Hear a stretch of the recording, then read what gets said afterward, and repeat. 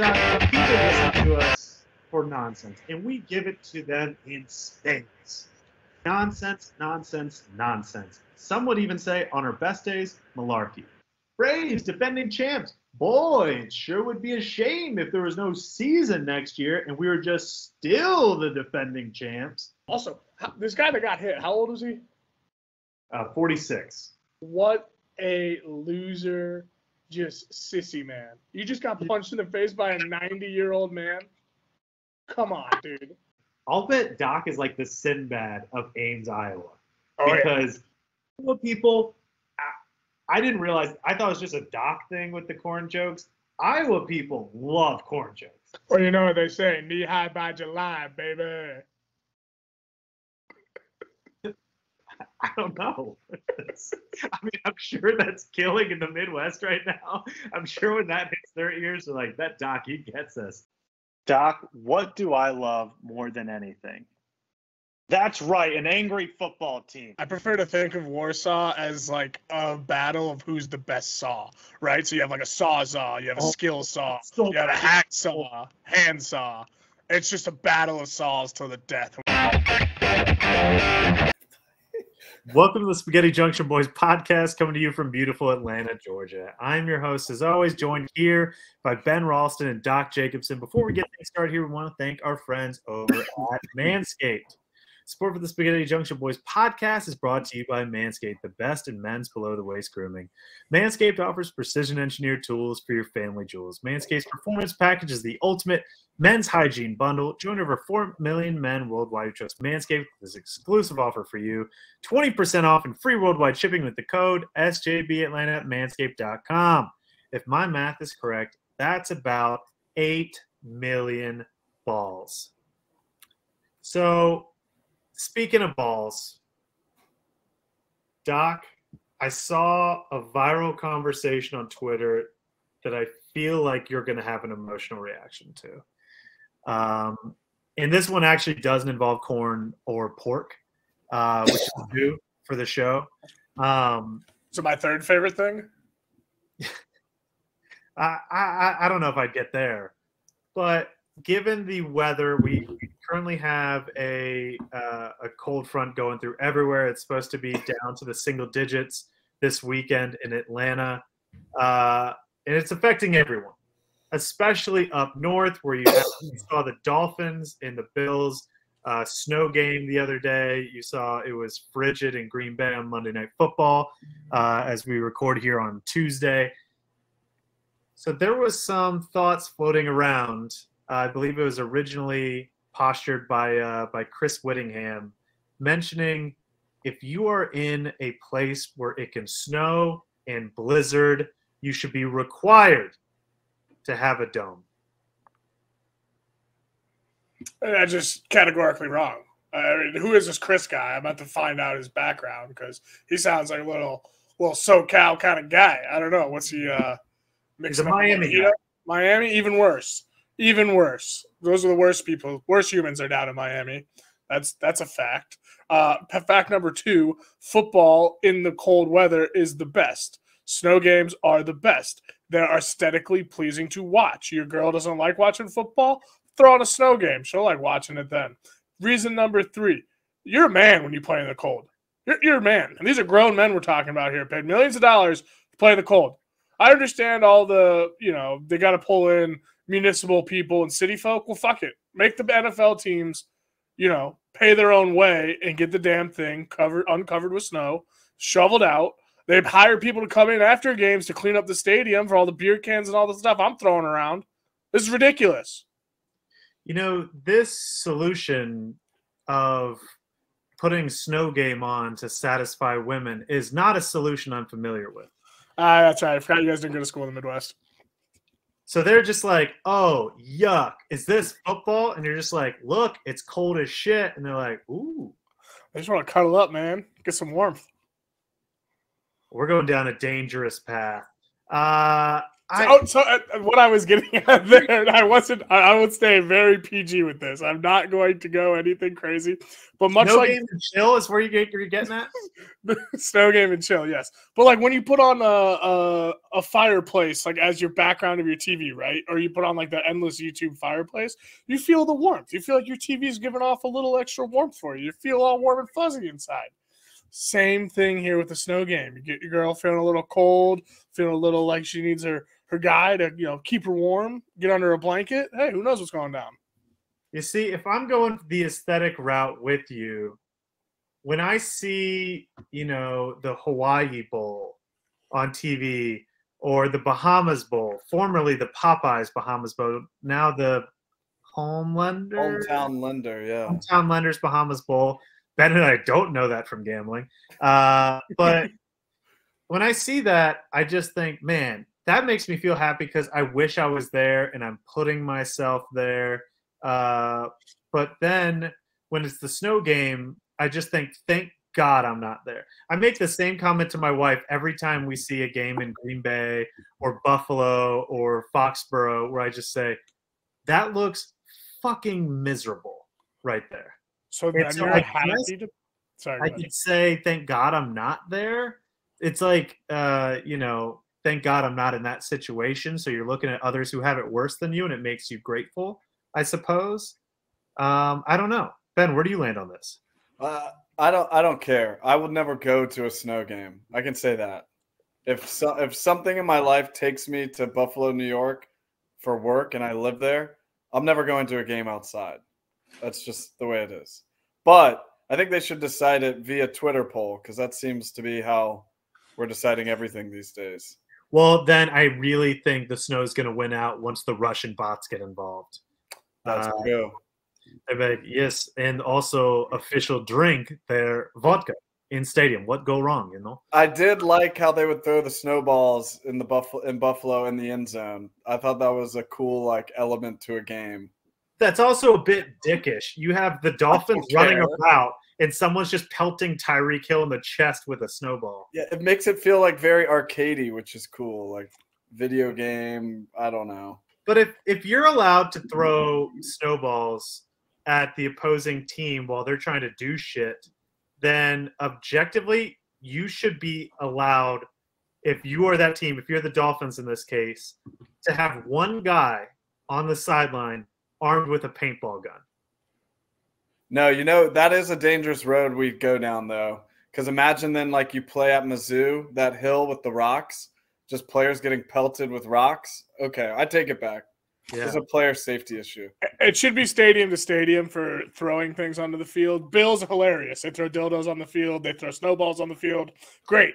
Philadelphia probably shouldn't be able to throw anything on the field with batteries and snowballs. Another team that shouldn't be able to throw anything on the field, the Patriots. They like throwing beer in Tyreek Hill's face. Not great people up there in Boston. The Tennessee Volunteers. Yeah. Oh, there you go. Yeah, sure. So the road we're going down is when you're at the Hometown Lending Bahamas Bowl, can you just throw a conch shell at some MAC player you don't like? Just take that receiver from a Miami of Ohio? If it doubles as a bong, yes. I can't imagine it hasn't at some point. Listen, I am in favor of, the home field advantage. Miami, people bitch and bitch and bitch in September and October. Oh my God, it's 98 degrees and their sideline's different than our sideline. It's tough cookies. In Buffalo, hey, that's Bills weather. The Bears made that famous with saying that's Bears weather. And so you have to get used to it. And it is a cool little quaint sort of advantage, sort of like an MLB where you have different size parks. I miss the hill in Houston. I really do. That's what MLB should have really come down on them for. Not the trash can banging, but getting rid of that hill. But I also will say it's not a real decider of who's better at football. It gets too wacky. You have people sliding here, there, everywhere. Linemen can't really dig in. People are falling. There's no crisp routes. Your hands are – It's tough when it gets gusty and there's snow in the air to make kicks. I mean, it's an abject zoo. If we're trying to find out who is the best football team, we're not going to find that out in the snow. It is just a sloppy mess. I do not like rain games. I do not like snow games. It gets us no closer to deciding who is better at the product we're watching. This isn't fucking arena football, bro. What does that have to do with anything? That's true. No, Doc makes a great point. This is not arena football. I agree with that point on its face, but I would like for you to go deeper. You need the variable. Variable is a spice of life, right? You need a little bit of snow here, rain here, foot slip here. If everything's just ones and twos, computer systems, it's boring. If you're going to feel that way, then everyone should have something. Arizona should have tumbleweeds consistently blowing on the field throughout the game. I'm okay with that. Vegas, you have to play around one craps table, and you never know what yard line they're lining up at. They should have the blackjack each other for the kickoff instead of a coin flip in Vegas. Now that we're talking.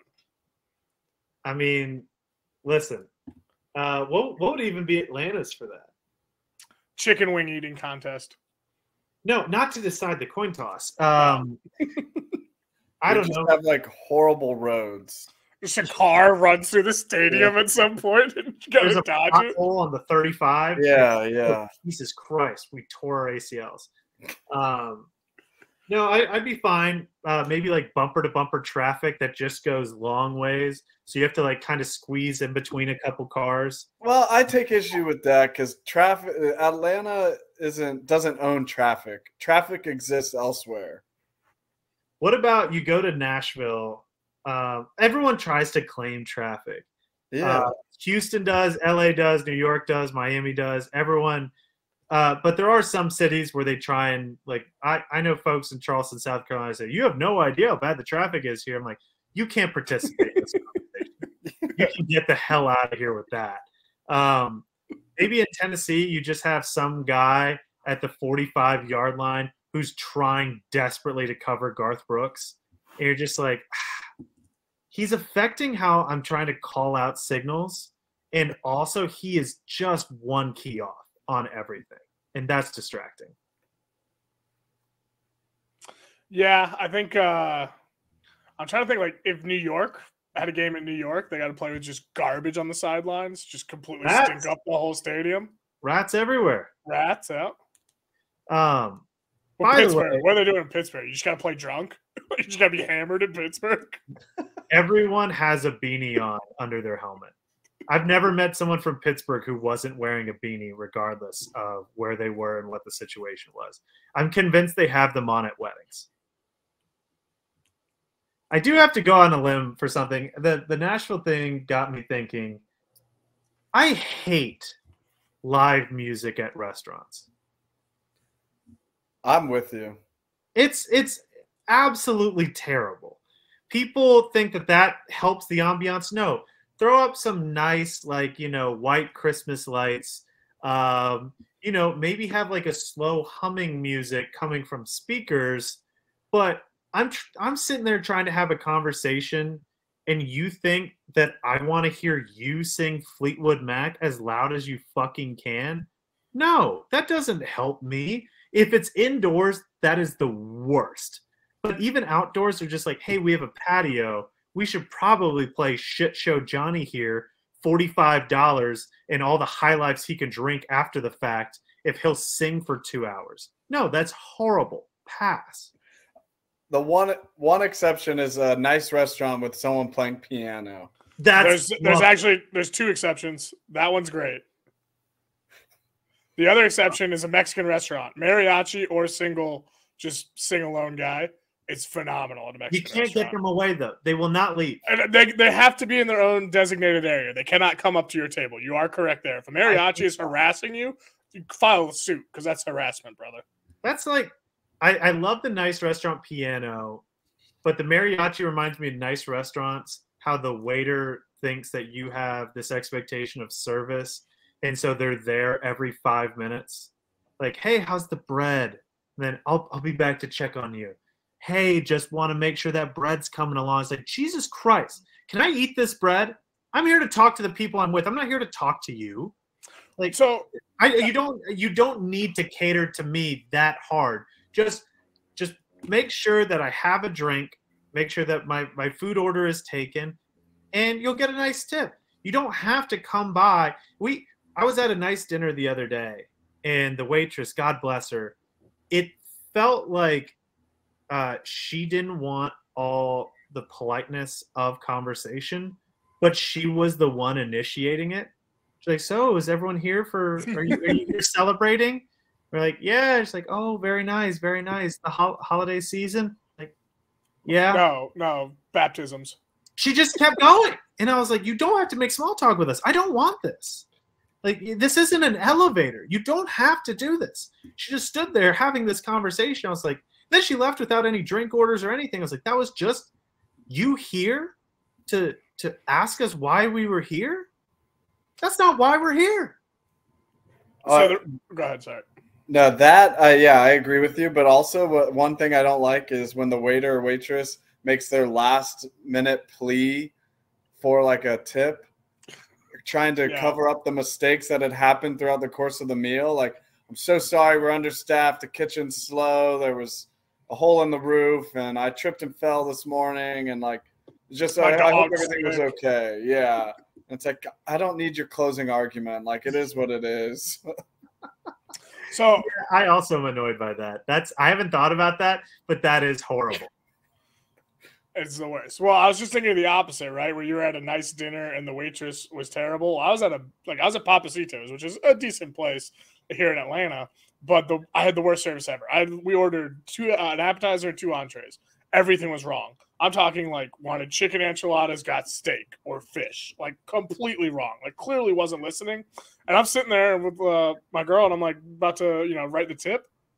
And I'm like, that was kind of a nice experience. I really like this place. Food was good, all that. She's like, are you kidding me? The service was terrible. And then as we're walking out, they have a live mariachi band on the patio, just streaming across everything. I was like, felt classy. Felt like a classy joint. Yeah, the excuse game makes things worse for me. Yeah. I was a waiter in college, and it's the absolute go-to move, though. I mean, if you're having a bad day and you're just fucking shit up left and right, you got to drop an excuse like that. That is a very millennial thing to say, Doc. This generation. No, if you get my order wrong, or if it's taking too long, coming by and tell me, we're understaffed, our sous chef is in prison, just like, I don't care. Just be like, hey, I'm sorry this is taking long, and I'll go, it's no problem, and then I'll move on with my day. But if you're just standing there, you're just like, hey, I'm sorry, the mozzarella sticks are coming. I just shit my pants. My boyfriend is the bartender, but my ex is the one who's like hand cutting all the fries, and they hate each other, and I'm kind of mad at him, but also like I don't care. Just tell me, hey, sorry it's taking so long. It'll be just a minute. And then I can move on. We can all move on. We don't need the context. Can I propose a question? What is the best fix for terrible service? I have an answer, but let's say you're at the worst service, but they just do one little thing for you, and you're like, all right, it's fine. There has to be one fix. What's that? Free round of drinks? Yeah. I was going to say, just count me a beer, get me a beer. Good to go. I also like service is what it is. My one pet peeve is being left in the dark. Like, if there's going to be a delay, let me know. Yeah. If there's something wrong with something, let me know. I can wait. I'm at a restaurant to spend time with people. Like, there's a colossal difference between no one comes to your table to get drinks for 15 minutes and someone comes by after 5 minutes and says, hey, I'm sorry, I'll be with you in a second. If they give you just like that one comment and then walk away, I have the understanding of they will be here. I've been acknowledged. Drinks will come eventually. Even if both of them take 15 minutes for you to get your drink order in, that is a whale of difference. Yeah, I guess the marking point for me where I'm like, the service here is suspect is like if I'm looking around for my server and just constantly like, where are they, and can't find them, and then just sitting there like staring at the wall for 5 minutes, not great. I gotta think if you serve someone something with a little bit of kick to it, you can't disappear. Yep. You gotta be around for when they finish their drink. I was out for wings recently and had some relatively spicy wings, and went through my drink about 6 wings in, and I couldn't find her anywhere. I'm not gonna put these wings down my gullet and have nothing to wet my whistle after the fact. That's a dangerous game. And so, just going MIA, you should have a keen interest in your customers who are eating something spicy. What are your thoughts on the restaurant with like the carafe of water or like your own individual table of water? Love it. Love it. Love it. Okay. I kind of like the metal jug, with the little lip to stop the ice from coming out, and they pour it with a little napkin. I like that too. It's a nice little touch. I like the translucence of the glass, so I know how clean that thing is. If it's that silver thing, I'm like, that thing hasn't been washed in God knows when. You've seen a clear, translucent serving jug for water? Yeah, like a carafe. Like the bottle. Oh, excuse me. Okay. I'm thinking of like a pitcher, like a big pitcher. I guess pitchers with beer are translucent. I'm crazy. Don't listen to me tonight. I'm done talking. That's the problem, Doc. You're thinking. I'm thinking too much. I just got to stop thinking. Get in the line. Yeah, so that I guess what we're saying is we're undecided on domes. And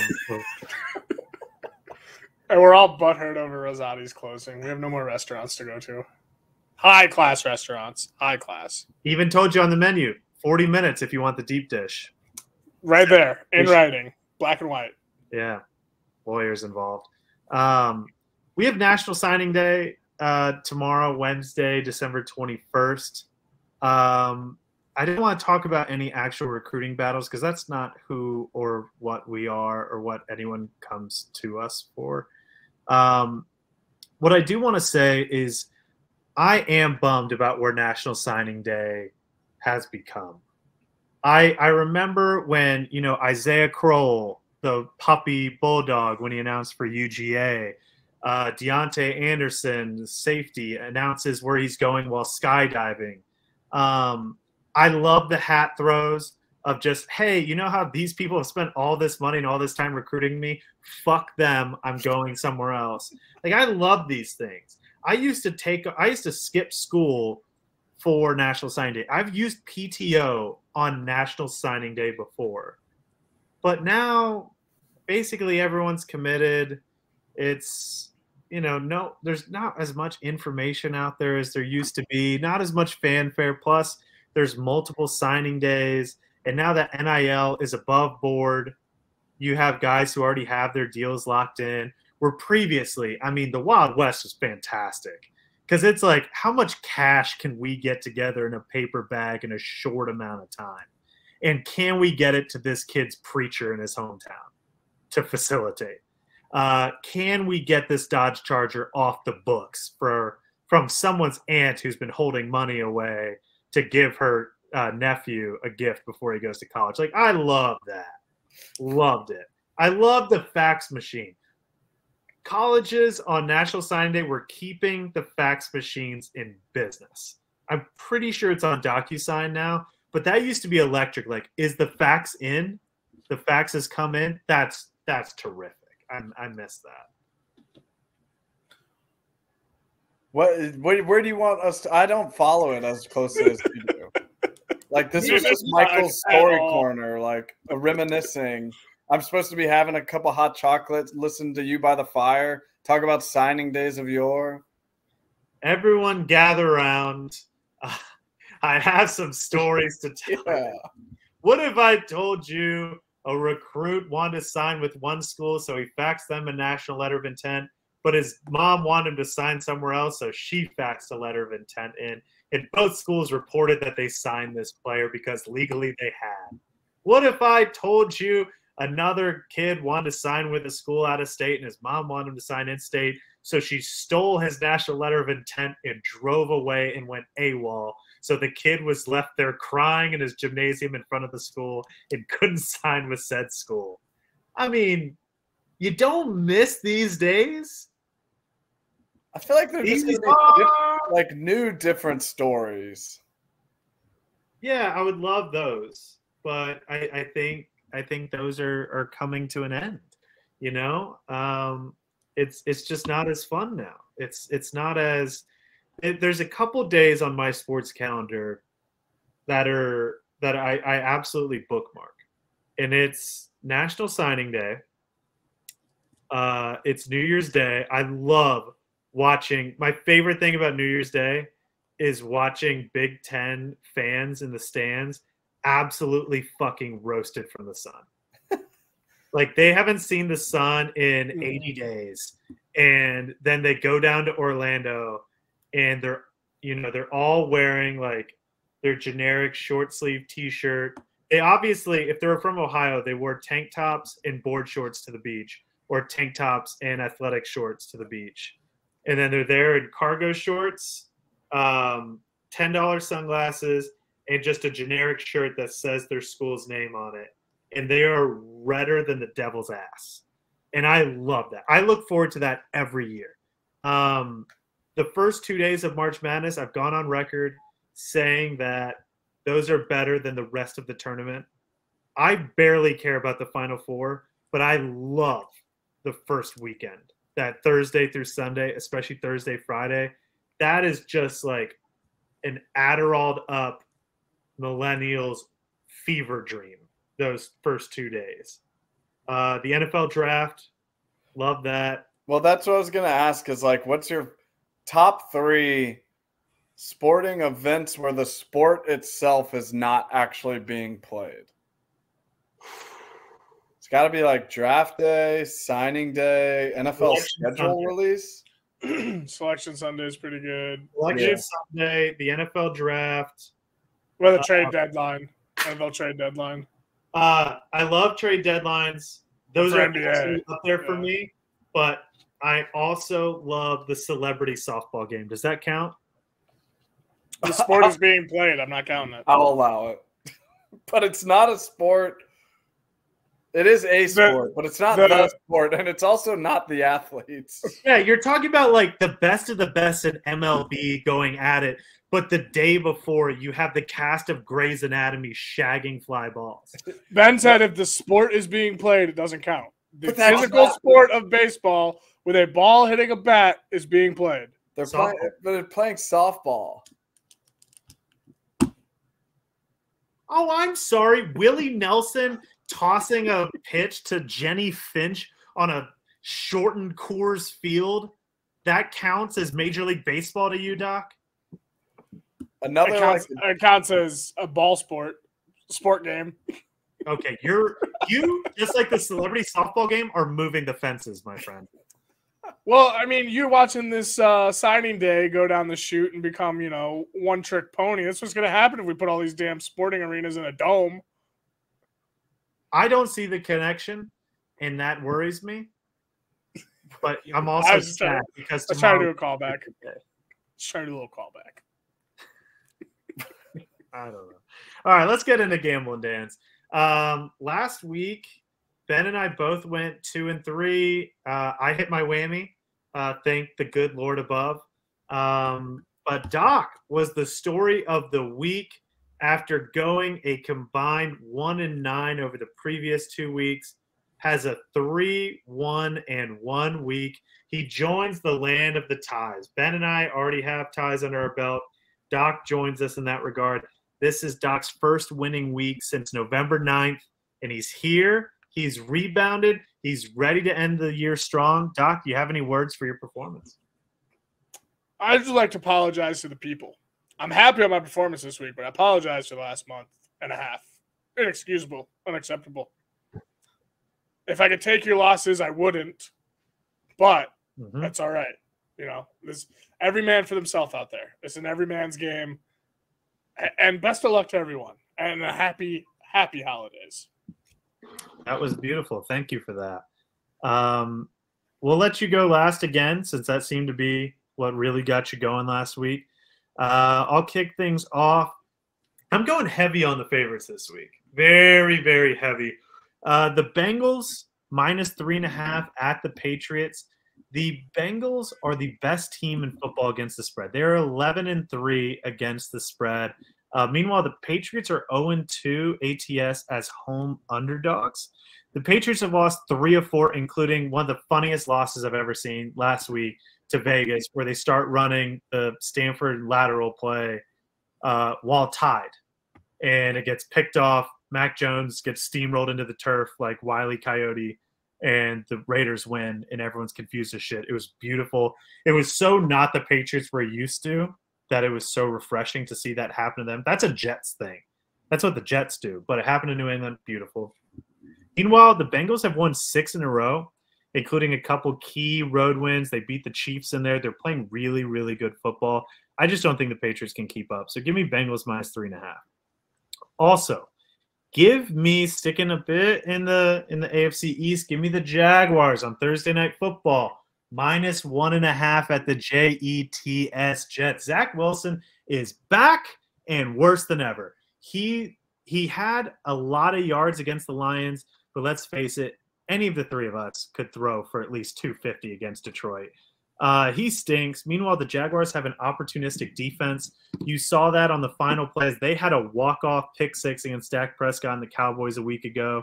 The Jags are playing really good football. They've won 3 of their last 4. They've won 2 straight. They're 1 game out of the division lead as the Titans are clinging to it at 7-7. Meanwhile, the Jets, they looked poised to make a run at the AFC East, at the very least a wild card. They're slipping. They're also at 500. They've lost 3 straight and 4 of 5. I like the Jags here. Trevor Lawrence is playing really, really good football. Give me Jacksonville minus 1.5. I also took Jacksonville minus 1.5. They showed me a lot last week in that comeback win against the Cowboys. But I went against you in the Patriots game this week, taking the Pats plus 3.5. That was so, like you mentioned, so un-Bill Belichick-like, the team move that they did at the end. You got to think they rebound. So, sure, Pats plus 3.5. I think just for the record, I actively asked to no longer submit picks for the NFL. I was really hot for college football, and this is just killing my record. I think it was just Mike and Doc won a record, come back down to earth. But yeah, so I'm not seeing NFL well. The margins are so thin. It's just hard to get a feel for it. But Pats plus 3.5, Jags minus 1.5. Is that why our mozzarella sticks are late? That was a callback, Doc. That was a callback. I might need a refresher. Oh, there it is. All right, pick number 1, Dolphins minus 4.5. Yep, and Lions minus 2.5. It's pick number 2. I am going to follow you on both of those, my friend. Was that order just so you could take the win from beneath my wings there, Doc? No, you knew I was coming for the Lions and the Dolphins. I was actually to help you out because I knew you're going to make all the points that I would make because I'm a really smart football bettor, and I just figured I'd let you talk for a minute. I do love to talk for a lot of minutes. My Christmas present to you, buddy. I love the Lions minus 2.5 against the Panthers. The Lions have won 6 of their last 7, and that their lone loss in that time was by 3 to Buffalo. The Panthers are actually playing better as of late, but the Lions can dictate this game, and Carolina can't keep up. The Lions showed that they could get defensive stops when they needed to a week ago. Jeff Okuda's playing a lot better. Aiden Hutchinson having a really good rookie year. And I just don't think if this comes to a blow-for-blow high-scoring game that the Panthers can keep up in that regard, either on the ground or through the air. So I love the Lions here to keep it going and make their push toward the playoffs. And I'm following Doc on the Dolphins, 4.5. The Dolphins have lost 3 straight, but all 3 were on the road, 2 out west, then 1 up in the snow in Buffalo. The offense kept up with the Bills all game on Saturday night. Looked really good. A questionable call here or there. It's not the reason they lost, but sure didn't help. They might have pulled that one off to sweep the Bills on the year. The Packers are a run team now. If you've watched Aaron Rodgers at all this year, you see that something is off. That whether he has time or doesn't have time, he's calling out his receivers. You saw him get in Christian Watson's face last night, but he's missing throws. He's missing wide open throws. Meanwhile, the Packers have A.J. Dillon and Aaron Jones. Even though Jones has struggled a little bit, had a decent night last night, but that's what Miami's D stops the best. Is they're very good against the run, have a very stout defensive line. Meanwhile, on the flip side, the Dolphins' run game has really come on. They seemingly had abandoned it for a few weeks, had 2 straight good weeks running the ball, especially with Raheem Mostert a week ago. Jeff Wilson could be back. And so they should be able to pick out how they want to beat Green Bay. Do you want to get down and dirty with them, have a 2.5-hour running the football game on both sides, or do you want to dare Aaron Rodgers, weirdly enough, to keep up with Tua in that offense? So I really think the Dolphins not only win this game, but I think they win it handily. Merry Christmas. In addition to Aaron Rodgers, who's also missing throws, is Desmond Ridder. He's Marcus Mariota, but without the concept of knowing that the game ends when the clock hits 0 or a grasp of the offense. Falcons have played a lot of close games, but I don't think Sunday will be one of them. Give me Ravens -7.5. And then for all the reasons Mike said, I like the Lions 2.5 as well. I'm going to ride against you here, Ben. I'm taking Falcons +7.5 because goddamn the Baltimore Ravens are an ugly-looking football team. That's going to be a 7-3 game, and I'm just loving it. Every second of it. Let it snow. Get me going. Pick number 4, Browns -2.5. Listen, I got off the schneid with the whammy losses. The Bengals did both Doc and myself quite the mitzvah. Give me the Falcons-Ravens under 37.5 to keep this train going. The Ravens are 4-10 at hitting overs this year. That's the second worst mark in the league, just 1 game better than the Denver Broncos. Atlanta has scored 20 points just 1 time in their last 6 games, yet they're playing defense pretty well, giving up less than 20 points per game over their last 3.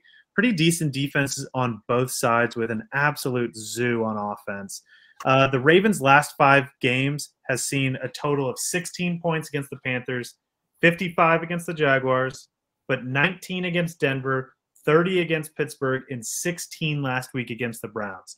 These unders are going way under with cold weather, 2 quarterbacks, and a couple pretty good defenses. This one feels comfortably under the number, low as it is. So under 37.5. I was watching this year's Idaho Bowl, and Eastern Michigan went down big to start. But you know what they did is they blocked an extra point, and they ran it all the way back for 2 points, and they just totally flipped the momentum of the team. They then ripped off 30 unanswered points. You know who that reminds me of is the Las Vegas Raiders. It felt like they had their back against the wall, and that kind of chaotic finish against the Patriots, I think, will push them to like a pretty good performance on Sunday. So for no other reason than analogies to the Idaho Bowl, give me the Raiders +2.5. Were you just waiting this entire show to reference the Idaho Bowl? Yeah, it's not going to work out for us, but it's been an entertaining game. Ben he was sitting on this going, God, I hope someone says the phrase, that's not small potatoes, so I could launch into this Eastern Michigan San Jose State game. You didn't even mention the San Jose State 408s helmets. Kind of cool. I hate the area code, but it's kind of cool. I don't know enough about the area to know if that's an exciting enough city to put the area code on your helmet. San Jose, suburb of San Francisco. Pretty exciting. Yeah, see, the suburb is doing a lot of the heavy lifting there to where Buckhead isn't cool? But I wouldn't put like I just don't think that there's enough recognition around it for you. Yeah. Obviously it's not 305. You hear 305, you know what that is. Yeah. Well, because of Dale and Mr. Pitbull. Yeah, there's no San Jose State Pitbull. Unless you live in Atlanta, you don't know what the hell a 404 is either. I wasn't complimenting the 404. Yeah, we aren't advocating for that. Sorry, I'm on one tonight. Apologies. I just thought it was a cool looking for a helmet. Let's just put the area codes of all the schools on all their helmets. You know what would have been cooler is them not giving up 41 to Eastern Michigan. I really think the reason Eastern Michigan started slow is they were disoriented. If you haven't seen Eastern Michigan, they're playing on the blue turf, which, by the way, I learned in the Myrtle Beach Bowl that they call their teal turf surf turf. That's and nice. I'm still not over that. I'm going to need a minute. But have you seen what Eastern Michigan plays on? Gray. The ugliest gray field. It's like worse than tinsel, like tinsel gray, Christmas gray. It is gross. If anyone is listening to this and doesn't know what we're talking about, it's worth a Google. It is the weirdest shit you'll ever see. It's weirder than the fact that they break down cinder blocks and never. Yeah. No, that's cool. That's fine. That's absolutely awesome. Bad at it. They are bad at it. Bad at it? Oh, they can't do that then. And it looks like it's going to create an injury at some point. I think sledgehammer or no sledgehammer? Sledgehammer, but I think the guy who built it has too much pride in his work. You put mortar and shit in it to make it a structure. Because they're like, Jesus Christ, I'm too tired to play football now. I'm knocking down this stupid wall. Why is this here? And every guy coming behind him is like, I hope I don't step on a fucking cinder block shard. Yeah, they're all having to walk carefully over it and walk too. So like they don't really run out of the tunnel until they're 10 yards clear of the wall. It makes no sense. And only like the first 20 guys can see what's happening. You have 85 football players. There's guys in the back going, we doing it yet? Are we breaking the wall? Oh, no, I see someone up there walking. So they probably already did it. It's awful. And they call themselves the factory. The factory of what? Be good at one thing first. I mean, is this a suburb of Detroit that this school's in? Maybe that's Factory City, Detroit. We're not throwing a lot of shade at the guys that sound pretty cool, breaking down brick walls and, playing on gray fields. Who knows? If you're going to lean into Detroit, lean into the mob side, right? Yeah. Come out with Tommy guns, old Fords. Yeah, I'd be good with that. Yeah. Yeah, that'd be pretty tight. My whammy is I gotta find it here. Broncos Rams under 36.5. All right. Man, this is a very football heavy podcast. Look at us. I wanted to get into live with Ben, but for another day. Yeah, there's too much happening right now to even really talk about it. Let's wait till it's not like a high of 38 degrees and raining in Atlanta, please. So I actually feel good about going out to golf. That episode's going to be called Live Free, Die Hard. Yes. Coming soon. Live Ben, Die Doc. Ooh. No, I don't like Live. I don't like that at all. All right. That'll do it for us. If you're in the service industry, we apologize. But thanks for listening, and we'll see you next week. We're just giving you pointers. It's fine.